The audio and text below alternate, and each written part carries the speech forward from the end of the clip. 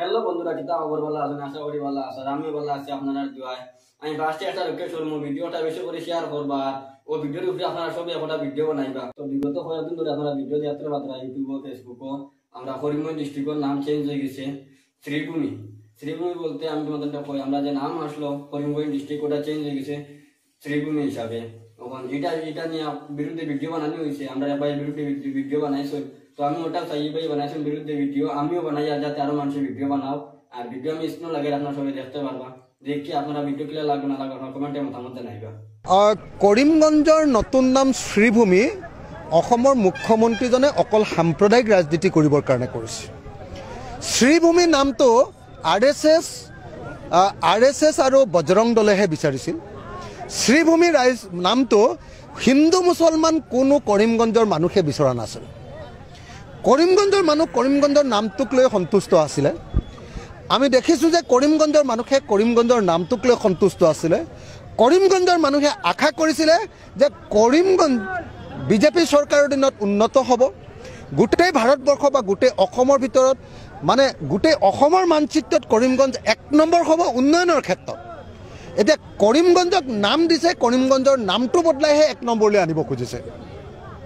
এই যিটো কাৰবাৰ হিমন্ত বিশ্ব শৰ্মা চৰকাৰৰ, এই যিটো কাৰবাৰ, এই কাৰবাৰটো অত্যন্ত ভয়ানক। তেওঁ সাম্প্ৰদায়িক দৃষ্টিভংগীৰে এনেকৈ নাম সলনি কৰাৰ যি ব্যৱস্থা কৰিছে, ঠাইৰ নাম সলনি কৰা আৰু ইতিহাস সলনি কৰাৰ যি ৰাজনীতি কৰিছে, এই ৰাজনীতি অত্যন্ত হঠকাৰী, এই ৰাজনীতি ভয়ংকৰ, এই ৰাজনীতি বেয়া ৰাজনীতি। গতিকে মই অতি স্পষ্টভাৱে কৈছোঁ যে কৰিমগঞ্জৰ নাম কৰিমগঞ্জে থাকিবলৈ দিব লাগে। কোনোপধ্যে বিজেপি আৰু RSSৰ কথা মতে কেতিয়াও এখন ঠাইৰ নাম এনেকৈ বদলাই মানুহৰ ইতিহাস বদলাবৰ কাৰণে চেষ্টা কৰিব নালাগে।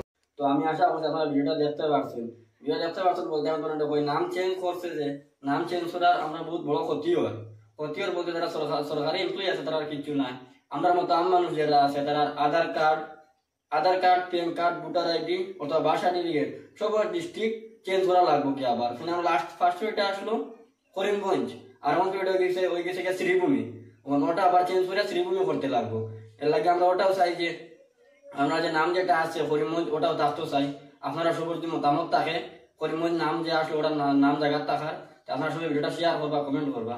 আর আমি একটা কথা কইতে চাই, যে রেল স্টেশন আছে সব কিছু নাম চেঞ্জ করতে লাগবে। তো এটা আমরা কিছু না, তারা চেঞ্জ করে লিখবো, কিন্তু পেরেশানি হয়ে যাব বেশি, আমরা বেশি হয়ে যাব, ওখানে দৌড় করে যাব লম্বা। সব তার নাম চেঞ্জ করতে গিয়া আর সবটা ডিস্ট্রিক্ট চেঞ্জ করার লাগিয়া আমরা খরচও হইব, পেরেশানি হইব। আর আমরা পেরেশানি খরচ কোনো একটা কিছু হেল্প করতো না সরকারে। আর আমি বেশি কিছু কইতাম না, আশা করি আপনারা ভিডিওটা বুঝতে পারছেন। যদি ভিডিওটা ভালো লাগে লাইক কমেন্ট শেয়ার করে রাখবা। আর দেখা হইব আর নেক্সট ভিডিও।